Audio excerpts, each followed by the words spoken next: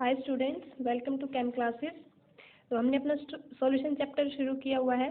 उसमें हमने जो प्रीवियस वीडियो है उसमें देख रहे थे expressing concentration of solution. Expressing concentration of solution, तो हमने 3 मेथड देख चुके थे, परसेंटेज, स्ट्रेंथ एंड मोलरिटी। तो आज वहीं से आगे कंटिन्यू करते हैं। आज का हमारा टॉपिक है पहले नॉर्मेलिटी।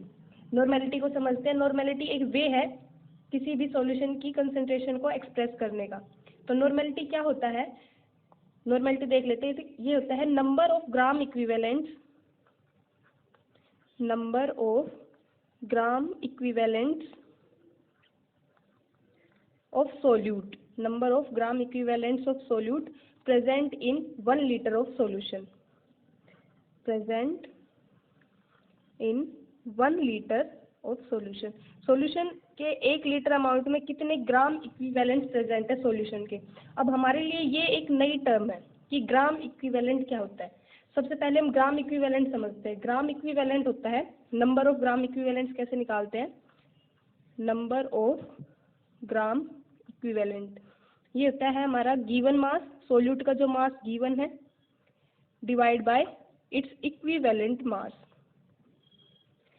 अब ये नई टर्म आ गई कि इक्विवेलेंट मास क्या होता है ना। अब इक्विवेलेंट मास देखेंगे। इक्विवेलेंट मास होता है हमारा, equivalent mass is molar mass divide bye n factor. यहाँ पे ये n फैक्टर क्या है? हमें मोलर मास का पता है। n फैक्टर क्या है? n factor in case of acid, जब हम एसिड की बात करें तो n फैक्टर मतलब नंबर ऑफ रिप्लेसेबल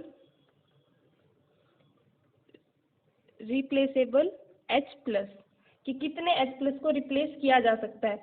लाइक हम बात करते हैं H2SO4, तो इसमें n फैक्टर हो जाएगा हमारा 2, क्योंकि 2 हाइड्रोजन है, 2 H प्लस आयन से उनको रिप्लेस किया जा सकता है। यहाँ पे n फैक्टर हो गया हमारा 2। तो इसके मोलर मास को अगर हम 2 से डिवाइड कर दे तो हमारा इक्विवेलेंट मास आ जाएगा। और ऐसे ही अगर बात करें HCl, तो इसमें 1 H प्लस है, तो n फैक्टर हो गया 1। तो एसिड्स के केस में होता है n factor number of replaceable H plus. Basis के केस में क्या होता है? In case of base, n factor का मतलब होता है number of replaceable OH minus, कितने OH माइनस को रिप्लेस किया जा सकता है। बात करते हैं NaOH एक बेस है, इसमें एक OH है तो n की वैल्यू होगी 1। अब बात कैल्शियम हाइड्रोक्साइड है, कैल्शियम हाइड्रोक्साइड 2OH है तो n की वैल्यू होगी 2। तो ये हो गया हमारे बेस के केस में n फैक्टर। अगर किसी एलिमेंट की बात करते हैं, किसी एलिमेंट की बात करते हैं तो n फैक्टर होता है उसकी वैलेंसी, उसकी वैलेंसी के इक्वल होता है हमारा n फैक्टर। अगर हम बात करते हैं आयंस की, तो आयंस के केस में n फैक्टर होता है चार्ज ऑन आयन, कि आयन पे कितना चार्ज है, चार्ज ऑन आयन। जैसे बात करें हम एल्यूमिनियम 3 प्लस, तो इसमें 3 प्लस चार्ज है तो n की वैल्यू होगी 3। और 2 माइनस है, n की वैल्यू होगी 2। तो ये होते हैं हमारे n फैक्टर। पहले n फैक्टर निकालेंगे, n फैक्टर से इक्विवेलेंट मास, इक्विवेलेंट से नंबर ऑफ ग्राम इक्विवेलेंट, और फिर निकालते हैं नॉर्मेलिटी। तो नॉर्मेलिटी क्या होता है? कैपिटल N से रिप्रेजेंट करते हैं, मैथमेटिकली लिखते हैं number of gram equivalents, number of gram equivalents of solute by volume of solution in litre, volume of solution in litre. Unit क्या बन जाएगी? नंबर ऑफ ग्राम इक्विवेलेंट को रिप्रेजेंट करते हैं ग्राम इक्विवेलेंट ऐसे, और इसका लीटर, तो इसकी जो यूनिट है वो जाती है ग्राम इक्विवेलेंट पर लीटर, नॉर्मेलिटी की यूनिट। तो इस तरह से हम नॉर्मेलिटी फाइंड आउट करते हैं।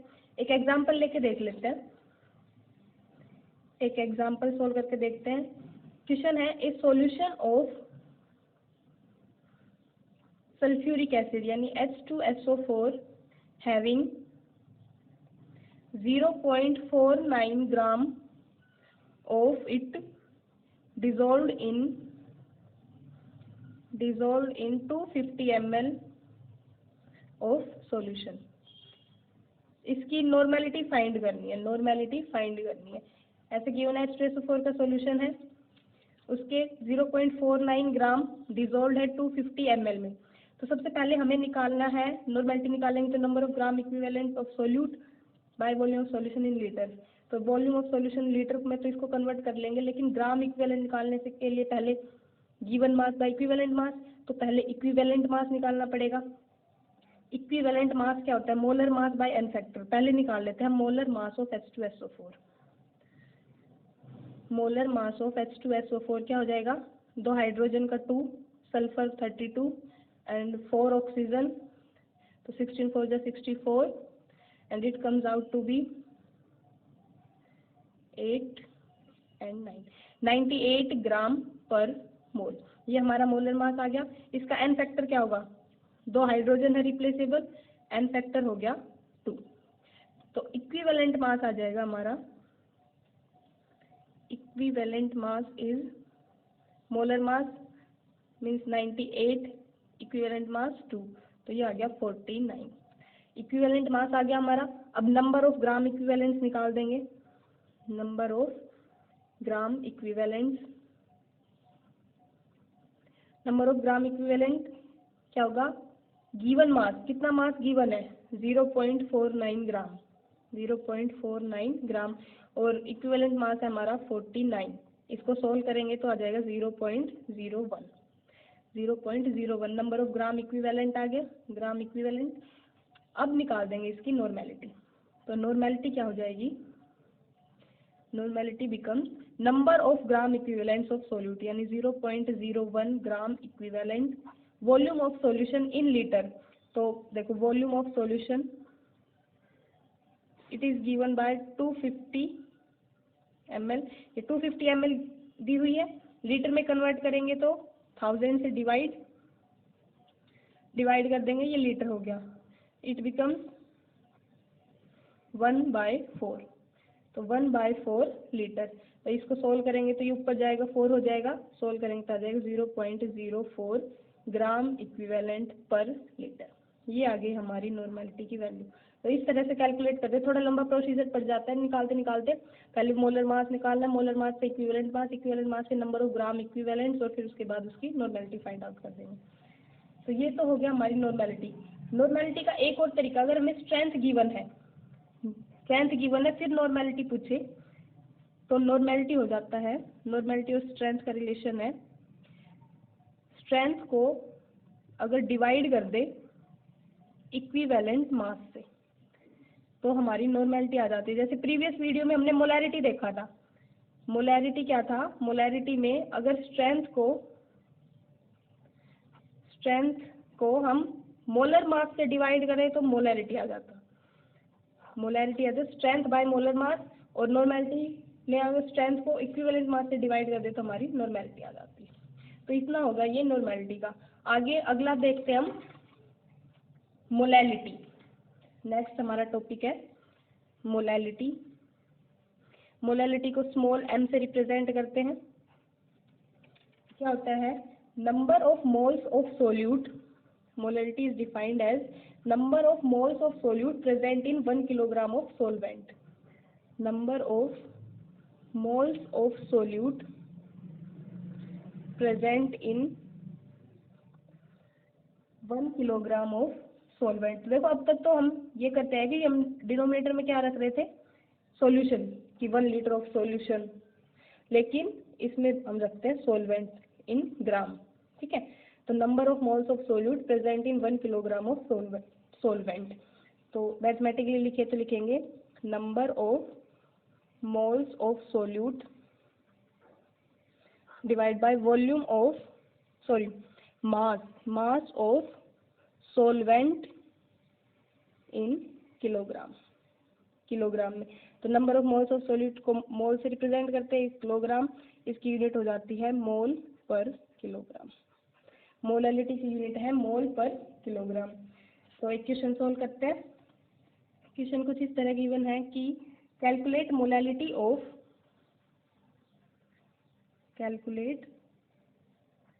एनसीईआरटी का क्वेश्चन है, molality of 2.5 gram of acetic acid CH3COOH in 75 gram of benzene.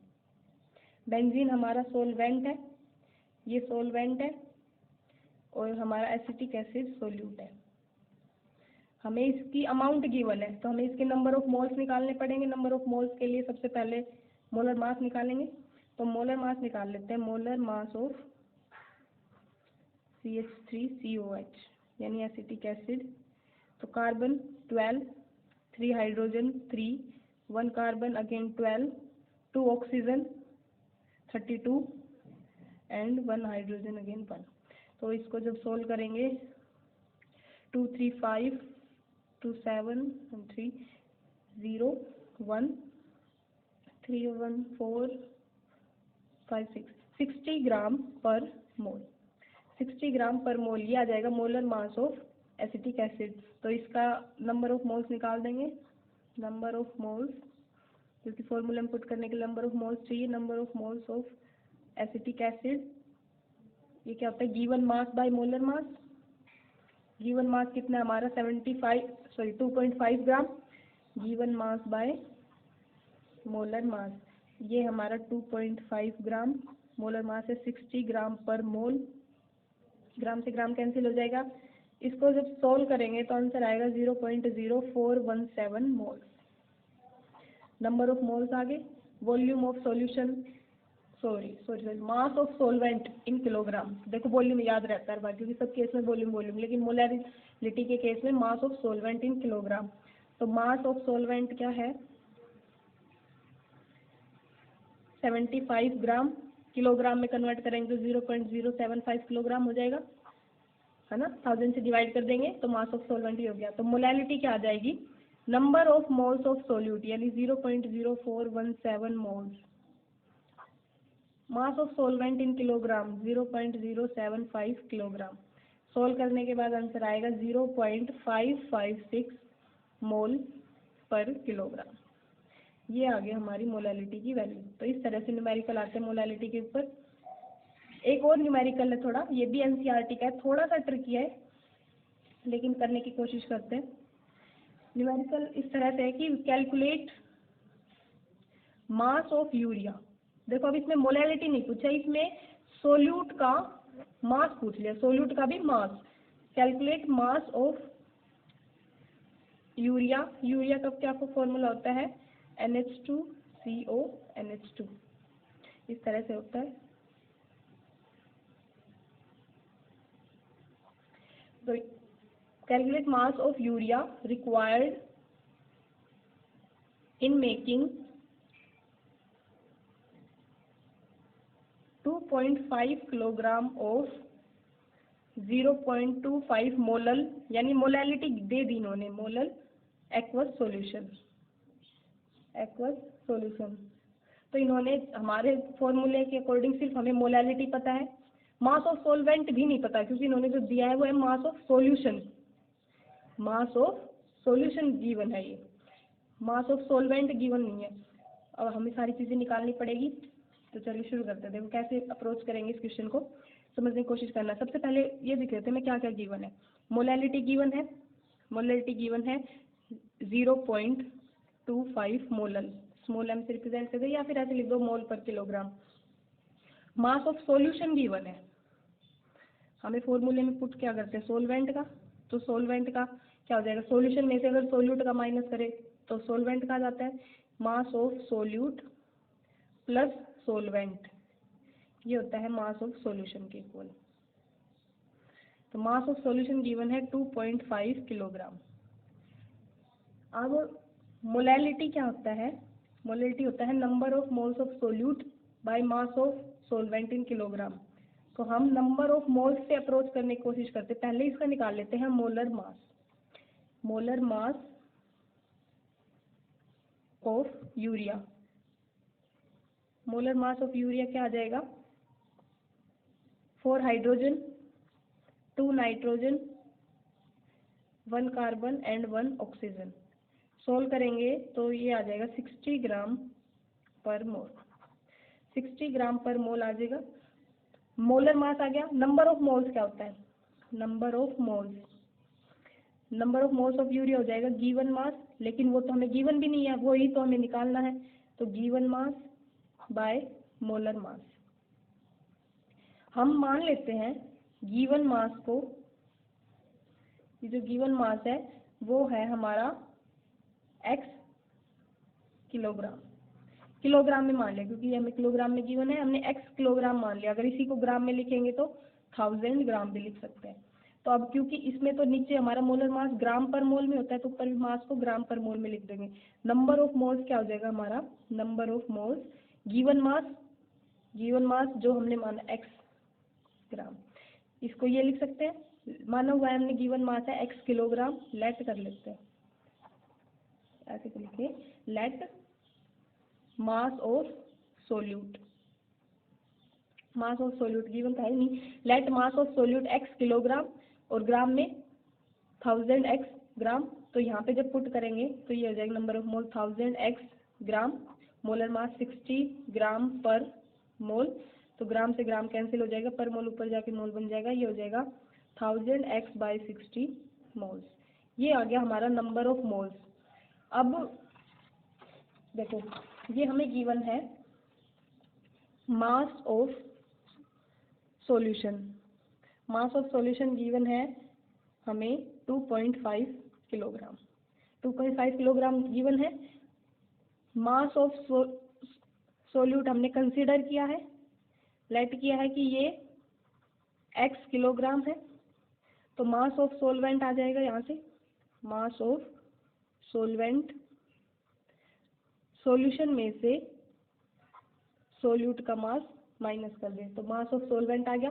अब इसको मोलालिटी के फॉर्मूले में इन चीज़ों को पुट करेंगे, किस किस को, एक तो ये मास ऑफ सोलवेंट, यहाँ पे एक बार लिख लेते हैं सारी चीज़, mass of solvent in kilogram, ये जरूरत होती है हमें फॉर्मूले में, mass of solvent 2.5 minus x kilogram, ये हो गया। और number of moles of solute चाहिए होता है, number of moles of solute, तो वो हम निकाल चुके हैं, वो हमने निकाला है, number of moles of solute 1000 x by 60 moles, तो 1000 x बाई 60 मोल्स।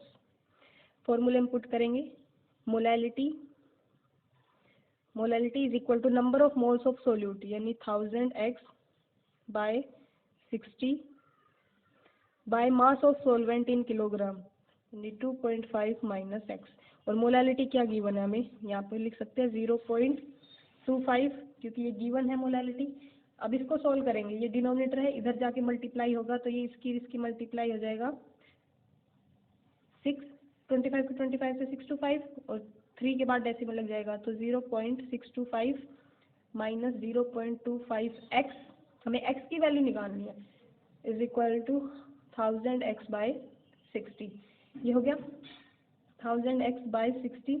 इसको और अच्छे से सोल्व करें तो ये 2 से कट होके ये हो गया हमारा 50x बाई 3। 3 को भी अब इधर ले जाएंगे, 3 को इधर लेके जाएंगे तो 3 5 जा 15, 3 2 जा 6 and 1 7, 3 6 जा 18, तो ये हो गया 1.875 minus 0.75x is equal to 50x। x वाली टर्म एक side, 1.875 50 plus 0.75x, then it becomes 50.75x। ये हो गया, x की वैल्यू क्या हो जाएगी 1.875 बाई 50.75।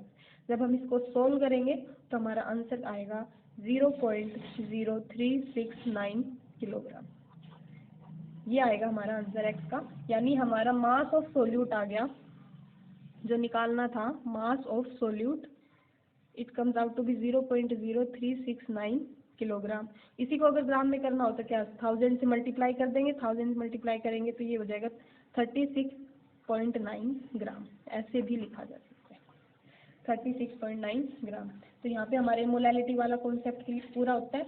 आगे करते हैं मोल फ्रैक्शन। मोल फ्रैक्शन भी एक वे है, एक तरीका है कंसंट्रेशन को एक्सप्रेस करने का, सॉल्यूशंस की कंसंट्रेशन को एक्सप्रेस करने का। तो ये क्या होता है, it is ratio of number of moles of a particular component particular component to the total number of moles of solution, to the total number of moles of solution। देखो इसमें मोल फ्रैक्शन है मतलब एक तरह से हम इस form में लिखेंगे, ऊपर भी मोल्स नीचे भी मोल्स। तो ऊपर क्या है कि जिस भी कंपोनेंट का, एक सॉल्यूशन है उसमें कई कंपोनेंट्स हो सकते हैं, तो जिस भी कंपोनेंट का हम मोल फ्रैक्शन निकाल रहे हैं तो उसके moles by total number of moles of solution. जैसे लेट कर लेते हैं हम कि N1 है number of moles of solvent, N is number of moles of solvent N1 and N2 is number of moles of solute। ये late कर लेते हैं। तो ये एक बाइनरी सॉल्यूशन है हमारा, एक सॉल्वेंट है एक सोल्यूट है। तो इसमें अगर पूछे मोल फ्रैक्शन को तो एक पहली बात एक्स से रिप्रेजेंट करते हैं, ठीक है। अगर पूछे मोल fraction of solvent, mole fraction of solvent, तो मोल फ्रैक्शन ऑफ सॉल्वेंट क्या हो जाएगा हमारा x1, then it is N1 upon N1 plus N2। पूरे सॉल्यूशन के नंबर ऑफ मोल्स क्या हो जाएंगे N1 plus N2, solute plus solvent दोनों के। तो ये हो गया मोल फ्रैक्शन ऑफ सॉल्वेंट x1। और मोल फ्रैक्शन ऑफ सोल्यूट यानी x2, तो it will be N2 by N1 plus N2। इनका जो सम आएगा ओवरऑल, जो x1 है वो भी लेस देन 1 होता है, x2 भी लेस देन 1 होता है, लेकिन इनका जब सम करते हैं तो इट इज इक्वल टू 1 के इक्वल आता है। ऐसे अगर बहुत सारे कंपोनेंट्स हैं तो उसको भी इसी तरह निकाल सकते हैं, नीचे पूरे सॉल्यूशन के कंपोनेंट्स के नंबर ऑफ मोल्स का सम और ऊपर जिसका भी निकाल रहे हैं उसके नंबर ऑफ मोल्स। एक क्वेश्चन कर लेते हैं इस बेसिस पे। और एक बात और याद रखनी है, क्योंकि ऊपर भी मोल्स है नीचे मोल्स, तो जो हमारी मोल फ्रैक्शन है ये एक डायमेंशनलेस क्वांटिटी है, इसकी कोई यूनिट नहीं होती, डायमेंशनलेस एंड यूनिटलेस, कोई यूनिट नहीं होती इसकी। एक क्वेश्चन लेते हैं, एनसीईआरटी का क्वेश्चन है, calculate the mole fraction of ethyl glycol, molecular formula दे रखा है C2H6O2 in a solution containing 20% of ethyl glycol by mass। एक सॉल्यूशन है, एक्वस सॉल्यूशन है इथाइल ग्लाइकोल का, तो उसका मोल फ्रैक्शन निकालना है। अगर जो इसका मास है वो 20% है, तो हम ये लेट कर लेते हैं सॉल्यूशन का जो मास है, लेट मास ऑफ सॉल्यूशन जो कंप्लीट सॉल्यूशन है, क्योंकि परसेंटेज गिवन तो इसका 100 मान लेते हैं, दैट इट इज 100 ग्राम। तो जो मास ऑफ इथाइल ग्लाइकोल यहाँ पे हमारा सोल्यूट है, सोल्यूट का कितना हो गया 20% है, 20% है तो 100 का, तो अगर टोटल सोल्यूशन 100 है तो हो गया 20 ग्राम। एंड मास ऑफ वाटर जो कि सोलवेंट है उसका हो गया हमारा 80 ग्राम। टोटल 100 है, ये 20 तो सोलवेंट का हो गया 80 ग्राम। अब एक बार मोलर मास और निकाल लेते हैं दोनों का, क्योंकि नंबर ऑफ मोल्स निकालने हैं हमें, मोल फ्रैक्शन के लिए तो नंबर ऑफ मोल्स चाहिए, तो मोलर मास भी चाहिए। मोलर मास निकालते हैं इथाइल ग्लाइकोल का, 2 कार्बन यानी 12 to the 24, 6 hydrogen plus O2, 2 O2, 16 to the 32, then it comes out to be 6 4 2 1 and 6, 62 gram per mole, 62 gram per मोल। ऐसे ही मोलर मास वाटर का तो पता ही है 18, molar mass of water 16 + 2 18, 18 gram per मोल। एक बार number of moles निकाल लेते हैं दोनों के। Number of moles of solute यानी हम ऐसे लिख देते हैं एन ग्लाइकोल क्या हो गया given mass by molar mass. Given mass कितना 20 ग्राम, मोलर मास हमें निकाला 62 ग्राम पर मोल। 62 ग्राम पर मोल, पर ग्राम से ग्राम कैंसिल, पर मोल ऊपर चला जाएगा और इसको सोल्व करेंगे तो आएगा 0.322 मोल्स। ये आ गया हमारा number of moles of glycol. आगे करते हैं number of moles of water, solvent के number of moles. Mass given है 80 ग्राम और मोलर मास है 18 ग्राम पर मोल। ग्राम से ग्राम कैंसिल, इसको सोल्व करेंगे तो ये आएगा 4.44 मोल्स। अब नंबर ऑफ मोल्स ग्लाइकोल भी आ गया, वाटर भी आ गया। मोल fraction of glycol, mole fraction of glycol हमें यही निकालना था, मोल फ्रैक्शन ऑफ ग्लाइकोल। तो ये हो जाएगा number of moles of glycol n glycol by n glycol plus water. पूरा सॉल्यूशन के नंबर ऑफ मोल्स और जिस कंपोनेंट का निकालना है मोल फ्रैक्शन उसके नंबर ऑफ मोल्स। तो इट इज 0.322 और सॉल्यूशन के क्या हो जाएंगे 0.322 प्लस 4.44। सोल्व करेंगे then it will comes out to be 0.068। इसकी कोई यूनिट नहीं होती, तो ये हो गया 0.068। तो अगर हमें वाटर का निकालना है, ऐसे में वाटर का निकालना है तो दो तरीके हैं कि वाटर का निकालने के लिए या तो हम ऐसे कर रहे कि एन ऑफ वाटर यानी 4.44 डिवाइड बाय सॉल्यूशन 0.322 प्लस 4.44 ऐसे निकाल ले तो ये आंसर आएगा 0.932। ऐसे निकाल ले या फिर ये भी कर दे कि हमें एक का गिवन बाइनरी सॉल्यूशन है ना, तो एक का गिवन है दूसरे का निकालना है। हमें पता है कि जो x1 x2 दोनों का 1 होगा, एक वैल्यू गिवन है दूसरी निकालनी है तो वो इसमें से माइनस करके निकाल सकते हैं। तो हम इसको वाटर के को ऐसे भी निकाल सकते थे 1 minus mole fraction of glycol 0.068, तब भी यही आंसर आता है 0.932। तो ये हो गया हमारा मोल फ्रैक्शन का टॉपिक। आगे करते हैं मास फ्रैक्शन, जो कि मोल फ्रैक्शन जैसा ही है। इसमें मोल्स की बात कर रहे थे, इसमें मास की बात करेंगे। मास फ्रैक्शन क्या होगा, number of moles, sorry mass fraction है तो ये होगा mass ratio, it is defined as ratio of mass of a component, mass of a particular component to the total mass of solution. बस उसमें नंबर ऑफ मोल्स की जगह यहाँ पे मास लिखा जाएगा, mass of total mass of solution. ये हो जाएगा हमारा मास फ्रैक्शन। लेट कर लेते हैं कि WA है मास ऑफ सोल्यूट A और WB है मास ऑफ सोलवेंट B। ठीक है, तो A और B एक बाइनरी सॉल्यूशन है, ये गिवन है। तो टोटल सॉल्यूशन का कितना हो जाएगा मास, WA प्लस WB सॉल्यूशन का मास हो जाएगा। अब मास फ्रैक्शन ऑफ सोल्यूट यानी मास फ्रैक्शन ऑफ A, तो ये हो जाएगा mass of A by total mass of solution, इस तरह से। और मास फ्रैक्शन ऑफ B निकालना हो तो WB by WA plus WB यानी B का mass divide by total solution का मास, इस तरह से। और एक बात और, अगर हम इनको मास फ्रैक्शन को मल्टीप्लाई कर दे 100 से तो हमारा मास परसेंटेज आ जाता है, मास परसेंटेज भी आ जाता है। तो इस तरह से ये भी एक डायमेंशन लेस और यूनिट लेस क्वांटिटी है, dimensionless as well as unitless. कोई यूनिट नहीं होती क्योंकि ऊपर भी मास नीचे मास, तो कैंसिल आउट हो जाता है। तो ये हो गया हमारा मास फ्रैक्शन। और जो लास्ट वन है वो है पार्ट्स पर मिलियन। पार्ट्स पर मिलियन शॉर्ट फॉर्म में PPM भी बोलते हैं, PPM। पार्ट्स पर मिलियन क्या होता है, ये तब इसके साथ डील करते हैं कंसंट्रेशन को, तब पार्ट्स पर मिलियन में एक्सप्रेस करते हैं when solute is very less, solute की जो अमाउंट है वो बहुत ज़्यादा कम है और जो सोलवेंट है उसकी अमाउंट बहुत ज़्यादा लार्ज है, and amount of solvent is very large.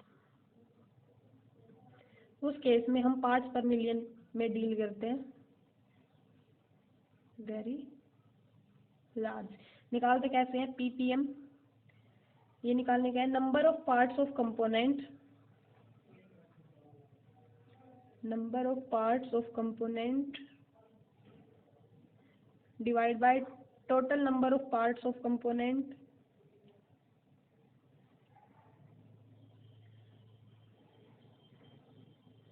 Total number of parts of component multiply by 10⁶। 10⁶ का मतलब क्या है, 1 मिलियन।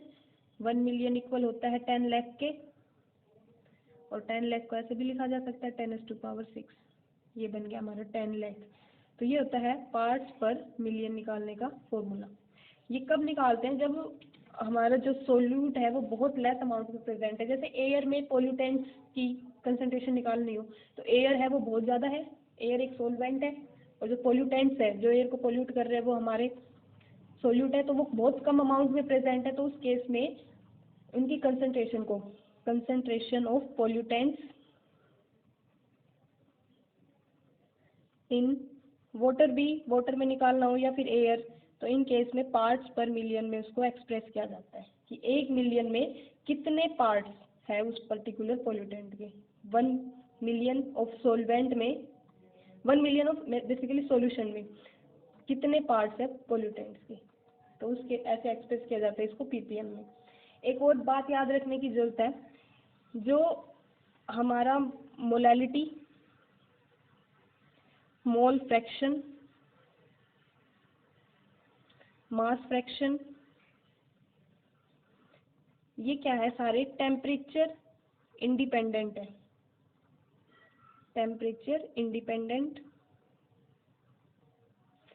और नॉर्मेलिटी, मोलैरिटी और स्ट्रेंथ, ये सब है टेम्परेचर डिपेंडेंट। ये सब टेम्परेचर पर डिपेंड करता है। अगर टेम्परेचर चेंज हो गया तो सॉल्यूशन की नॉर्मेलिटी, मोलैरिटी, स्ट्रेंथ ये भी चेंज हो जाती है, टेम्परेचर डिपेंडेंट। वो क्यों? क्योंकि इनके केस में हम डील करते हैं वॉल्यूम ऑफ सॉल्यूशन, है ना। ये करते हैं इसमें number of gram equivalent upon volume of solution in litre. इसमें भी number of moles of solute by volume of solution in litre. इसमें करते हैं मास of solute in gram by volume of solution in litre. तो जो volume है it change with temperature,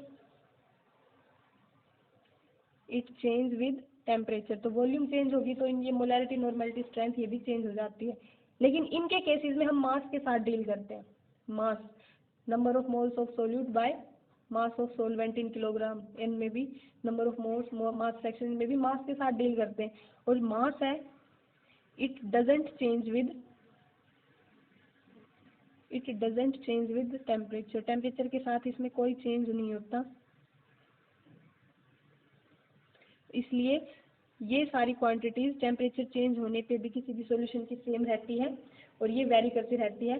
तो इनको प्रेफर किया जाता है ओवर दीज, ठीक है। अगर एक सॉल्यूशन की मोलैरिटी है निकालो या मोलैलिटी, तो अगर टेम्परेचर चेंज होने की कंडीशन है वहाँ पे तो हम उसकी मोलैलिटी निकालना ज़्यादा प्रेफर करेंगे एज कम्पेयर टू मोलैरिटी, क्योंकि ये चेंज होती रहेगी टेम्परेचर के चेंज होने से और ये हमारी कॉन्स्टेंट रहेगी। तो यहाँ पे हमारा ये कंसंट्रेशन एक्सप्रेसिंग का जो पूरा टॉपिक है वो कंप्लीट होता है। अब इनके बेसिस पे आपको एक न्यूमेरिकल करना है और उसका जो आंसर है वो कमेंट बॉक्स में कमेंट करना है। तो न्यूमेरिकल है calculate the mole fraction of benzene. Benzene क्या होता है? C6H6 in solution containing 30% by mass in CCl4। तो CCl4 हमारा CCl4 सोलवेंट है, बेंजीन सॉल्यूशन है। इसका मोल फ्रैक्शन निकालना है बेंजीन का जब हमारा CCl4 30% है बाय मास। तो ये आप निकालना है। इसका जो भी आंसर है वो कमेंट बॉक्स में कमेंट करना है और पढ़ते रहिए, सेफ रहिए। Thank you so much for watching. और चैनल को सब्सक्राइब कर दीजिए प्लीज़, चैनल को सब्सक्राइब कर दीजिए। Thank you so much for watching.